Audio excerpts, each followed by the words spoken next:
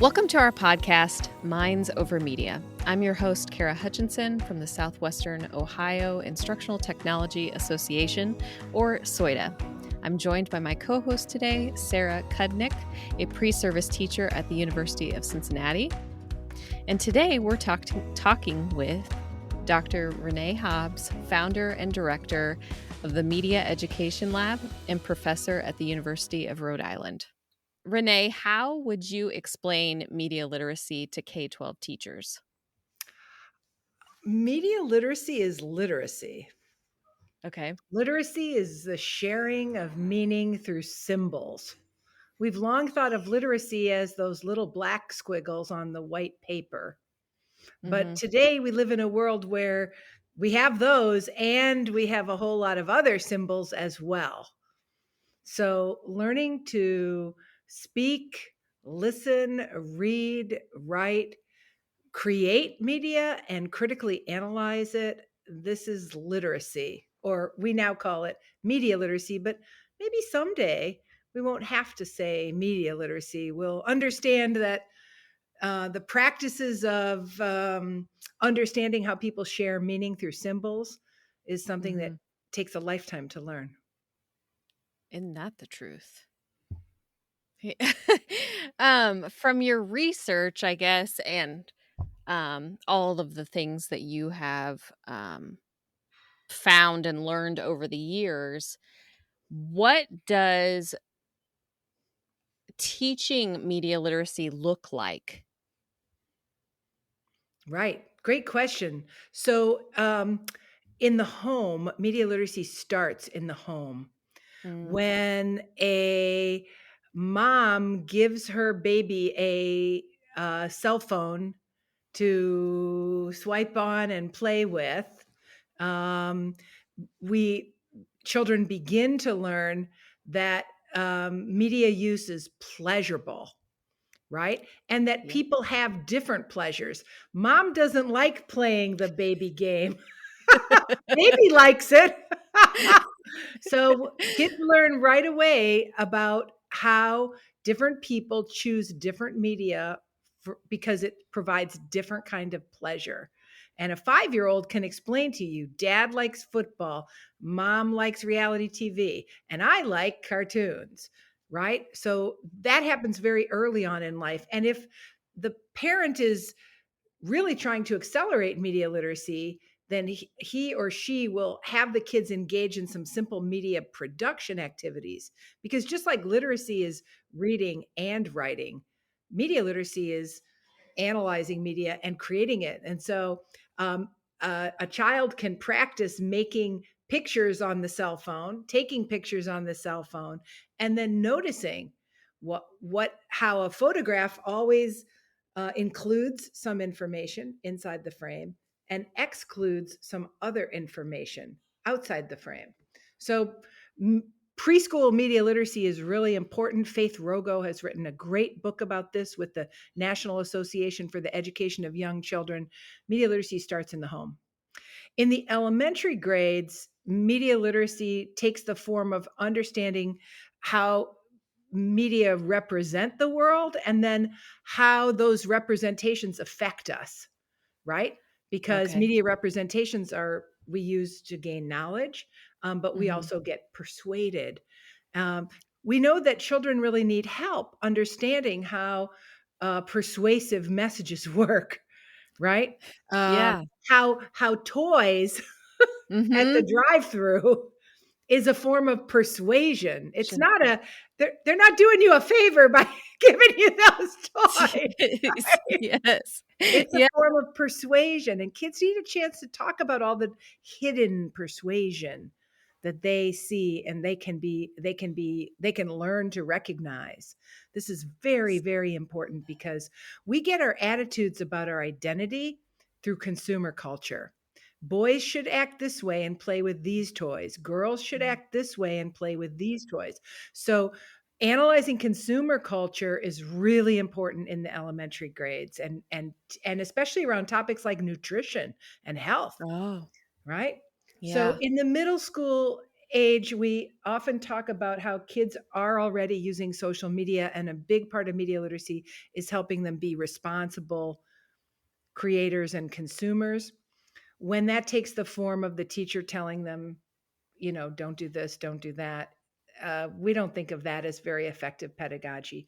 But when kids get the opportunity to share their stories about the mistakes they've made using social media and the consequences of those mistakes, a lot of authentic learning can result. And in the high school years, we want students to understand the power of media literacy as citizenship, as a way to identify and redress some of the most urgent social problems that we face. And so kids who have the opportunity to do a research project, to do a video production project, who have the opportunity to look carefully at news media representations, these kinds of activities can be embedded in every subject area. For instance, in environmental science, a very common activity in environmental science is a teacher has Media Friday. And every Friday, they read and discuss a video, a newspaper article, a piece of the latest science news, because only a small number of students will ever grow up to be scientists. But we'll be learning from science news and science media for our whole lives. But we need practice at that. So that's a little bit about what media literacy looks like across the PK through 12 spectrum. I love that because it gave such a clear view of what it looks like. So thank you for that. As someone deeply involved in media literacy education, how do you see the field kind of evolving, and what sort of emerging trends or challenges do you think that educators and advocates should be aware of? This is a great question. Of course, we are all wrestling right at this very moment with the reality of generative AI. It's affecting how we design our lesson plans. It's affecting how students write their homework. And we don't fully understand it ourselves. So it's a really great playground to work with students together to try to understand this very fast moving target. Generative AI has changed radically just in the last 6 months, right? With all kinds of new platforms and all kinds of new ways it gets embedded into some of the tools we already use. What I think is really great about that new trend is that there are no experts in this topic. And it really underlines this idea that teachers don't really have to be experts in media. They don't have to have special knowledge. What they have to have is a spirit of a co-inquiry, a guided inquiry where, like, we're going to learn together, right? And teachers who can know how to scaffold an inquiry process make great media literacy teachers. So, but it's a topic that is of great interest right now because it's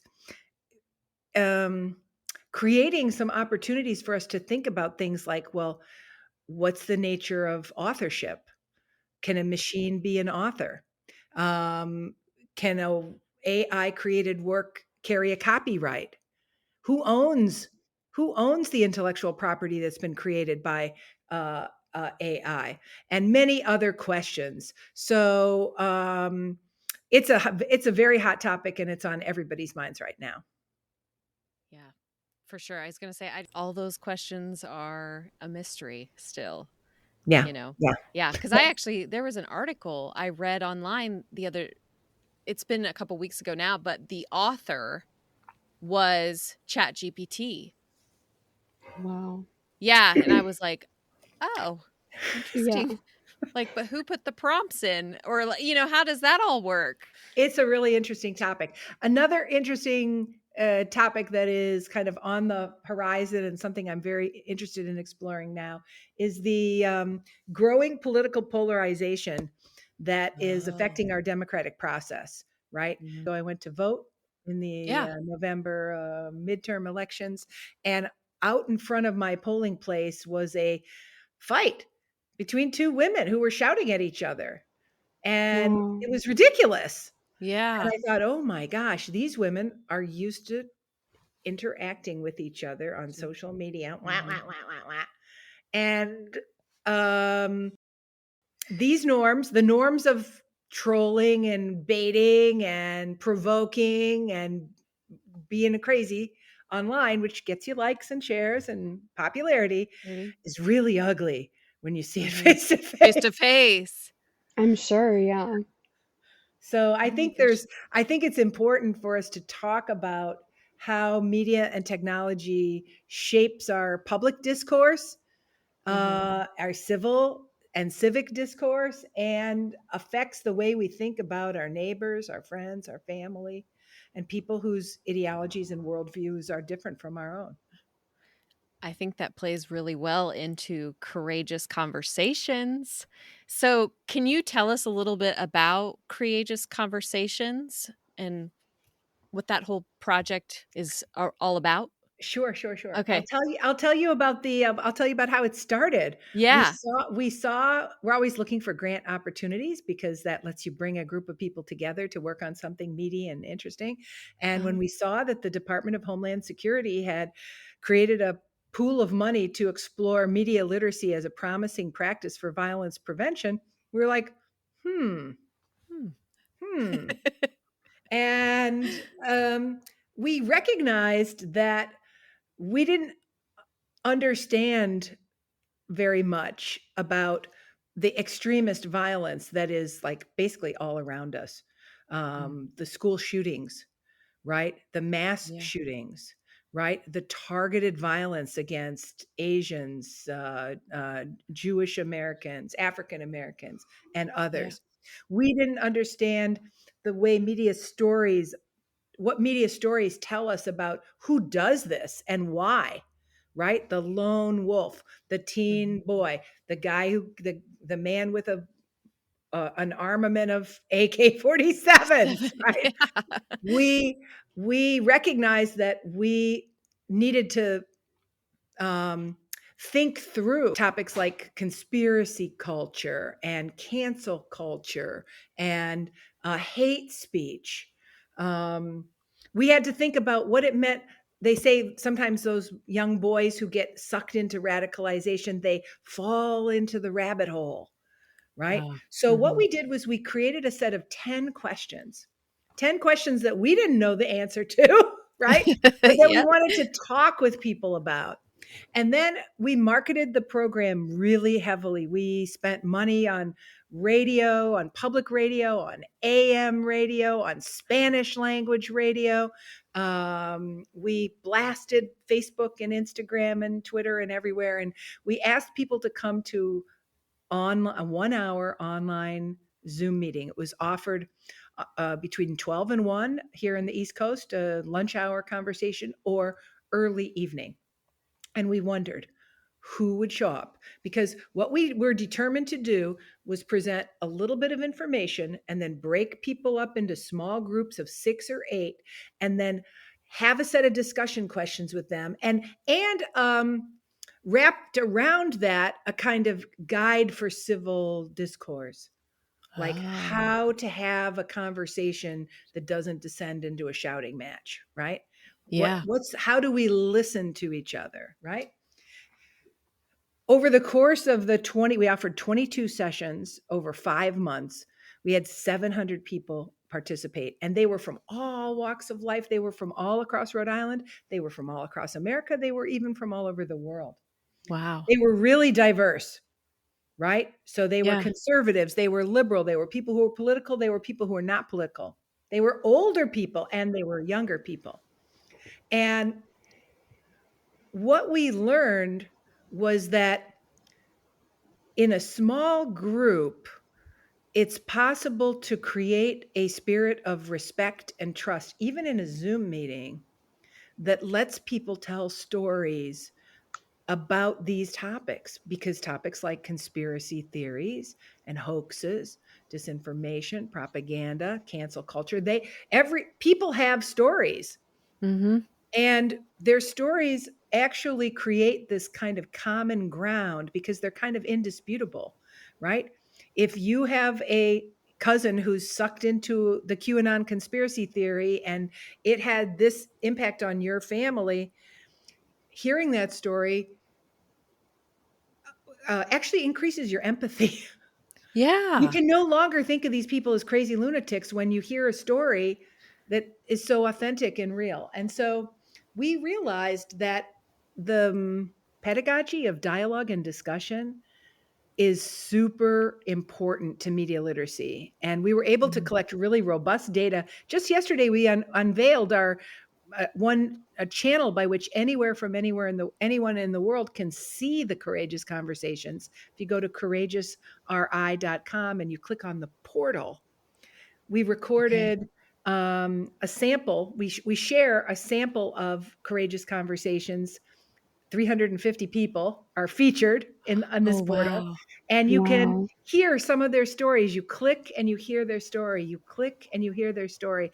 It's really powerful. I think it's going to be great for teacher education because sometimes teachers ask us, well, what happens when people disagree? And it's like, well, Mhm. let's take a look at this courageous conversation and look at how they disagreed and then look at how they worked through it by listening to each other and by not Yeah. having to persuade each other. So there's a lot of really cool moments that we think might help teachers build their confidence about Yeah. having courageous conversations about media and technology in their own classrooms. Yeah, that's awesome. And now I want to check them all out. One thing we did was we made it really easy for teachers to replicate our program, and actually we're even paying teachers through the grant. We're even paying teachers to replicate a courageous conversation. So you can see Oh, there under wow. the ripple effect. If you want to try out the protocol, play this video. Here's the discussion questions. Have your kids break up into groups and work through the discussion questions. Come back together and synthesize. Um, we will pay you to do that because we're trying to look at what happens in different contexts. Context is so Mhm. important in Yeah. education, right? You can't do Mhm. the same thing in every classroom. You have to adapt and adjust to the learners. And Yeah. we think we're going to learn a lot about how courageous questions can be adapted in different kinds of learning environments, even in Man, and out of school. that's fantastic. And such like important and vital skills for the kids to learn. I mean, I always say one of the most important things you can learn to do is listen. And it's not always easy to teach that. Like, I think some people are intuitively a listener because of their personality, but others, it is a learned thing. And it's not always easy to, Skill, yeah. It yeah. really is. We include So, 4 lessons, for high school and college students on listening because teachers mm, who participated in the program said to us, "I don't know how to teach listening. Nobody ever taught me how to listen." And I think teachers are aware that the best teachers are great listeners. yeah. So we thought, okay, well, let's provide some structured um, guidance on how to have a 45-minute session with your own students on listening skills and how to practice listening. And it's so adaptable to any kind of topic or curriculum, too. That's the thing. Yeah. Yeah. Across the board. So, and is that all on that same website? Yeah. Okay. Okay. Because we'll include that with the resources. Um, how can Anomaly contribute to addressing issues related to misinformation and digital literacy in today's media landscape? Got it. So, namely, is the National Association for Media Literacy Education. Um, I helped to found this organization way, way, way back in the 1990s. It's a national membership organization. By One of the things that Namely does best is it elevates awareness about media literacy to wider audiences. And that's a really important thing because right now we think we're maybe close to the tipping point. You know, Malcolm Gladwell years ago, he tried to understand what happens, how do ideas spread in a culture? And why do some ideas stay at the margins until all of a sudden it's like they go viral. All of a sudden, everybody knows about them. And in education, we can think about all the fads that we cycle through, right? The science of reading. We're in that one right now, right? Yeah. What for a long time, the science of reading was on the margins. And then all of a sudden it comes to the center. It reaches a tipping point. So we know that we're not at the tipping point yet with media literacy, although thanks to leadership from organizations like Namely and Media Literacy Now, 18 states have media literacy language in their state education frameworks. And that's 18 that have happened in just the past 2 years. Oh, So awesome. something's happening that's bringing an understanding of the importance of media literacy to more and more people in the K-12 education community. And your podcast is part of that. You're helping elevate the visibility of media literacy right now. Are there any other resources that you would point teachers to or advice you would share with them? I mean, like, I don't know. I feel like sometimes media literacy can be scary for some people or because they're worried about those dynamic conversations and how to navigate it in the realm of K-12. So, I guess, do you have advice or resources that you'd like to share? Oh, sure. Okay. Um, so I think you actually have identified a really important thing that once you say it out loud, you realize, oh, actually, yeah, teaching media literacy is different than teaching other subject areas because addition is addition is addition, subtraction, geometry, even calculus. It's the same from year to year. What you Mhm. teach in 2018 and what you teach in 2020, there's, you might have some new methods, but it's the same subject. And Yeah. that's true in English language arts, in science, in social studies, in media literacy, because media and technology change so rapidly. Media literacy has to be responsive to the changes that kids experience. Years and years ago, maybe Kara, even when you were in school, a teacher could do a media literacy lesson by bringing in a magazine Oh, and yes. saying, "Hey, kids, let's look at this cover of the magazine." This would be a ridiculous lesson in 2023. The I kids mean, would it be would be like, "What's a completely mag?" stupid. A teacher can't keep using the same materials because media culture changes, and that creates a special kind of opportunity but also a burden for a busy teacher, Yeah. right? Because a teacher who uses references to content that kids are unfamiliar with the is not going to build that perceived relevance. We know from the scholarly literature that when kids get a media literacy lesson that they perceive as relevant to their media life outside of school, their energy, their motivation, their enthusiasm, their work effort all increase, right? Mm. Yeah. So teachers need the help of their students to do that. And that means they have to ask students, who are your favorite influencers? Right? How do you feel about Emma Chamberlain? Right? Why don't you care about PewDiePie anymore?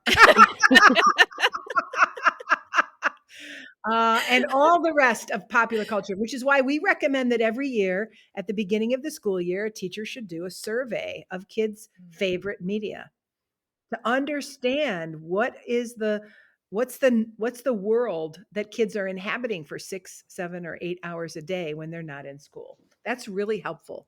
Yeah. There are plenty of lesson plans. Yeah. There are plenty of lesson plans and common sense media.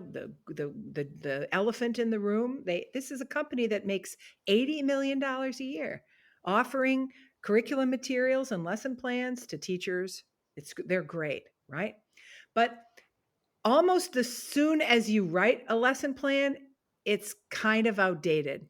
So what Yeah. we like to do is help teachers develop instructional strategies that can be applied to any kind of media, right? Okay. Because this year I'm using these instructional strategies with that terrible, terrible YouTube guy, Andrew Tate.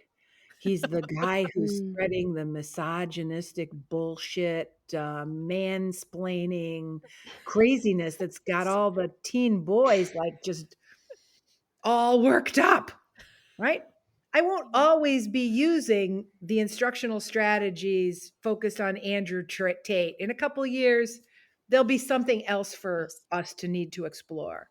But because I have these strategies, because I understand the strategies and the protocols underneath them, then I'm able to very skillfully adapt when to the media culture that my students are trying to talk about.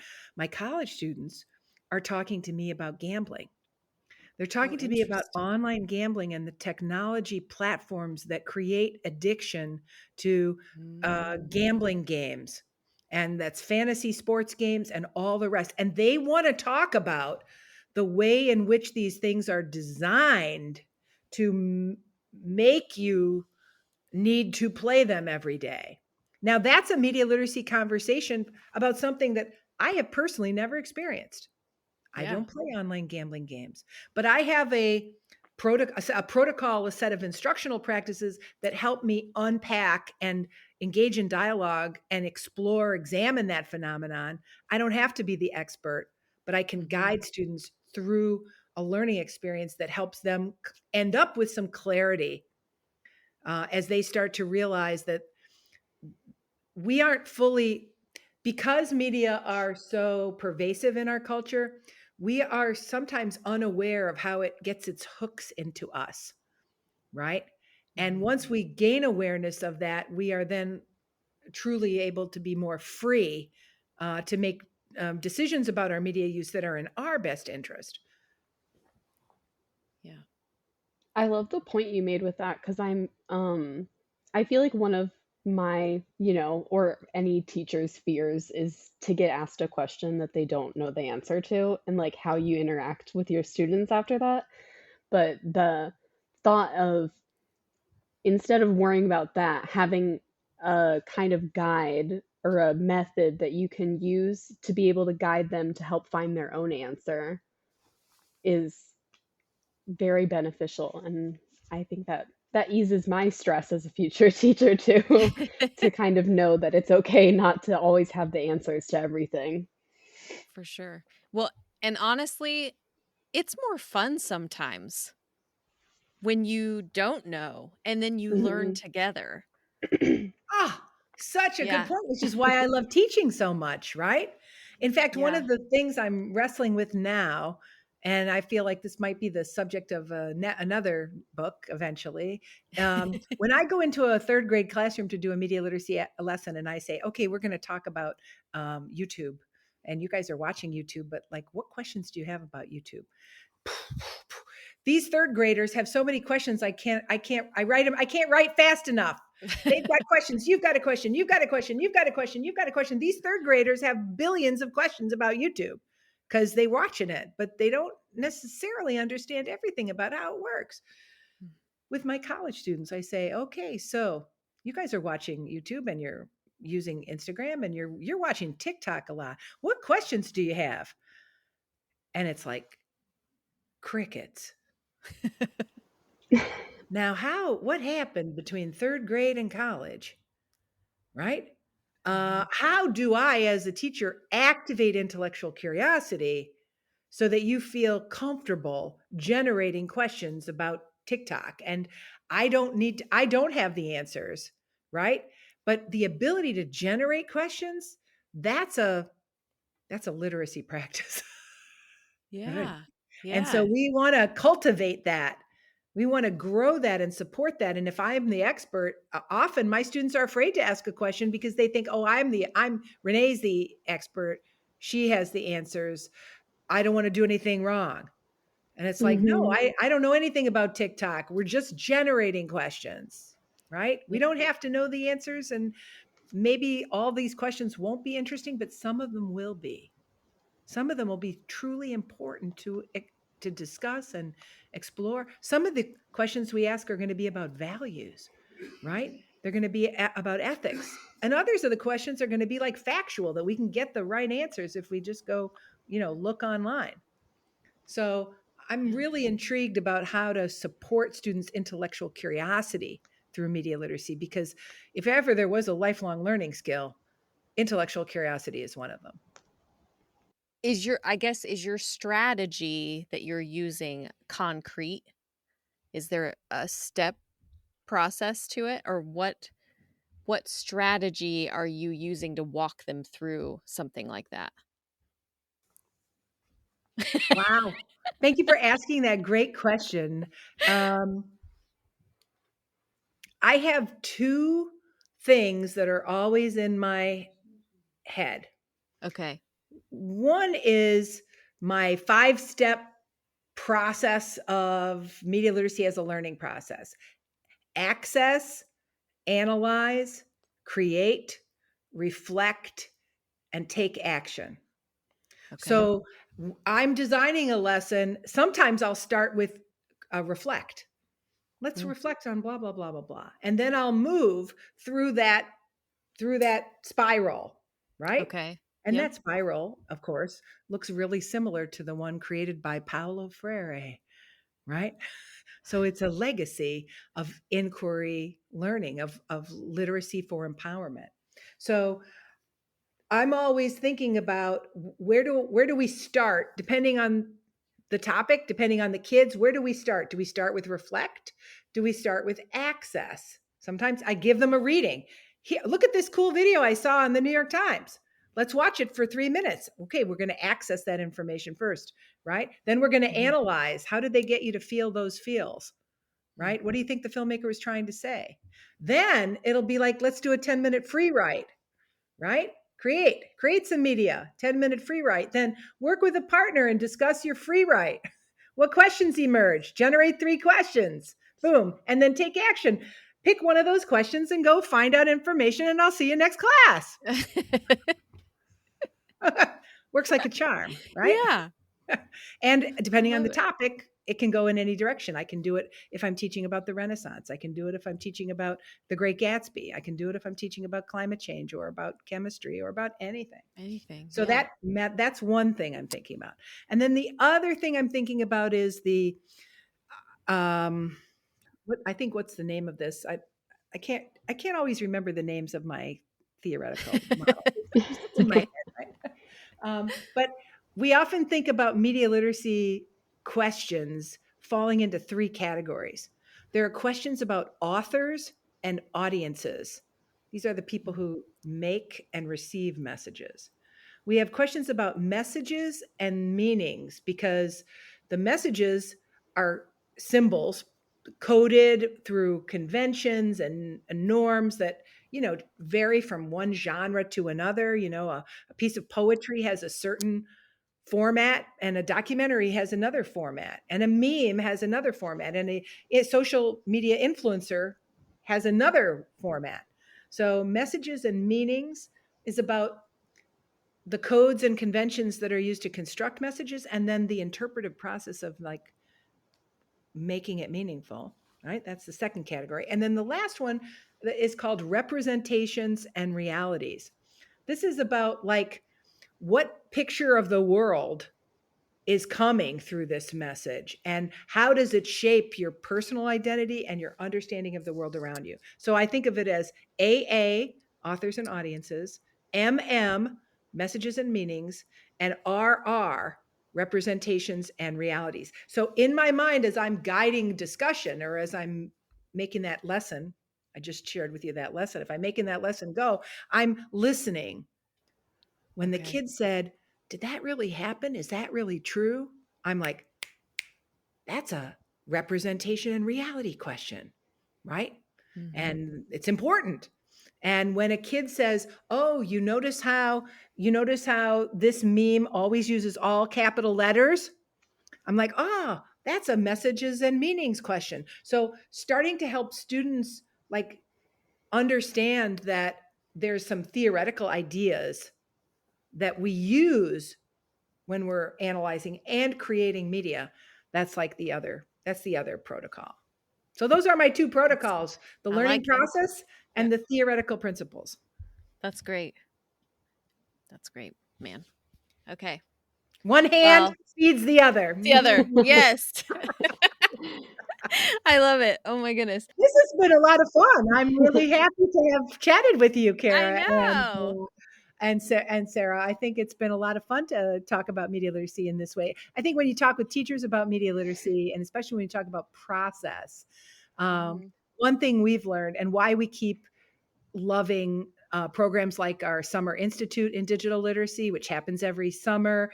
Now we're very excited to be launching our Media Ed Forum coming this January, and our Media Ed Institute, online programs that are low cost, easy for teachers to participate in, is because this work is challenging, and we gain confidence in doing media literacy when we learn from our peers. At the Media Education Lab, we say everyone learns from everyone. And so what we really do is try to create online communities that just bring people together to share practices. So that builds everybody's confidence, because you're probably doing something that when you describe it to me, I'm like, oh, I love that, I'm going to try it. And then boom, right now you've helped me gain a new tool in my toolkit. So it's participating in these knowledge networks of sharing that make teaching so much fun, so generative, so joyful. So thanks for letting me be part of this knowledge network that you're creating with this cool podcast. Thank you so much for talking to us. Thanks for having me. Thanks for listening to our Minds Over Media podcast. We hope you enjoyed our conversation today and learned something new. You can find the show notes and resources in the podcast description on your listening platform. For information on earning contact hours for listening, visit teachercampus.org, and under all courses, search Minds Over Media. This podcast is produced by Soida and CET EdTech in partnership with the University of Cincinnati.